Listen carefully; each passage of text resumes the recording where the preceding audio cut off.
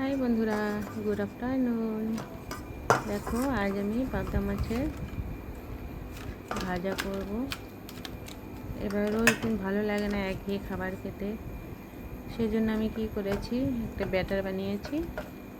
চালের গুঁড়ো, বেসন, ওর মধ্যে বিভিন্ন ধরনের মশলা দিয়েছি, দিয়ে পাবদা মাছটাকে ভেজে নেব। দেখো ভাজা হচ্ছে, ভেজে এবারে থেকে দিয়ে ভেজে নেব।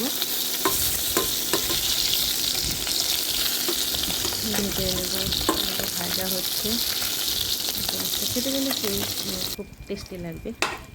দেখো ভাজা হয়ে গেল, এবার নামাচ্ছি, এবার নামিয়ে নিচ্ছি। দেখো সুন্দর লাগছে, ভাজাটা খুব সুন্দর হয়েছে, দেখতে পাচ্ছ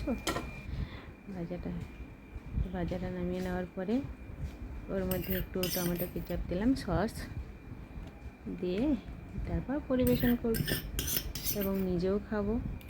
দেখো লুকটা কিন্তু খুব ডেলিশিয়াস হয়েছে, তাই না? ভালো লাগছে না দেখতে? তোমরাও কিন্তু করে খেতে পারো, ভালো লাগবে খেতে। টাটা।